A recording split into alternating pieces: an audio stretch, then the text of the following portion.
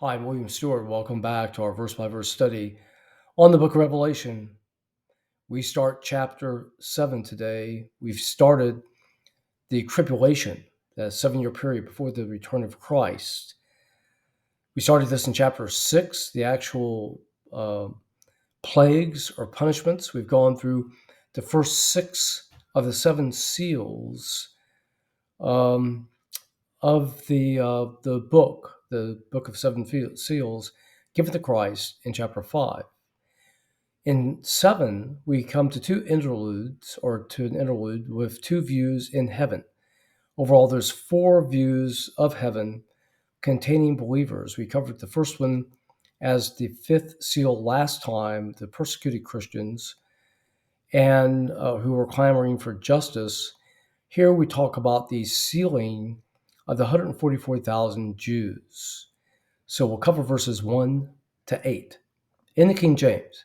And after these things, I saw 4 angels. 4 angels are mentioned as only in the book of Revelation in the Bible 4 times. They're mentioned in this book, 2 here and 2 in chapter 9. Standing on the 4 corners of the earth. The Bible is not saying the earth is flat, it's just indicating directions. Holding the 4 winds of the earth, that the wind should not blow on the earth or sea or any tree. And I saw another angel ascending from the east, having the seal of the living God, and he cried with a loud voice to the 4 angels, to whom it was given to hurt the earth and the sea. Verse 3, saying, hurt not the earth, neither the sea nor the trees, till I have sealed the servants of God on their foreheads. So he's calling for a halt of the plagues until his people, God's people, have been sealed. This contrasts with the seal of the beast, which we'll come to in a few chapters. These people were sealed, chosen by God. And I heard the number of them which were sealed, and they were sealed 144,000 of all the tribes of the children of Israel. Okay, so 12,000 from each tribe. I'm not going to read all the verbiage here in the next 4 verses, but they came from the tribes of Judah, Gad, Asher, Naphtali, Manasseh, Simeon, Levi, Ishar, Zebulun, Joseph, and Benjamin. So these 12 tribes. So what was the purpose, or what will be the purpose of these 144,000? Well, they stand with God. We learn more about them in heaven, another view of heaven, in chapter 14. But they are true believers, and they follow Christ. Many have thought that they were there as a way to spread the gospel and be God's representative on the earth. They were pure. That makes sense.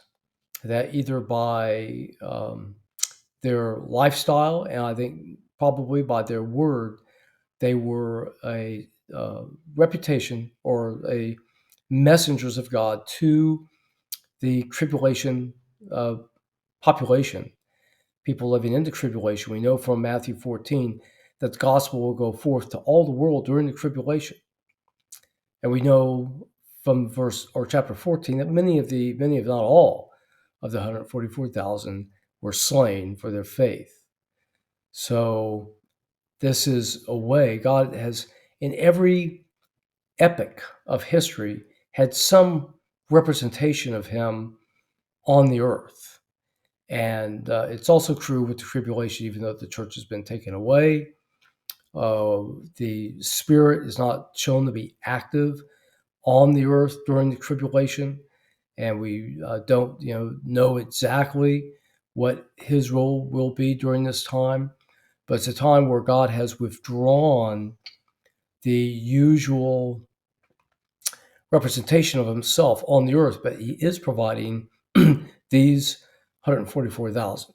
And I think other people will be saved by their work, even in the tribulation, that will then populate the coming kingdom when Christ comes again and reigns. Okay, important verses. We will look at another scene in heaven in the last half of this chapter next time. Hope these videos are helpful in understanding our hope, the end times. Thank you for being here. See you next time.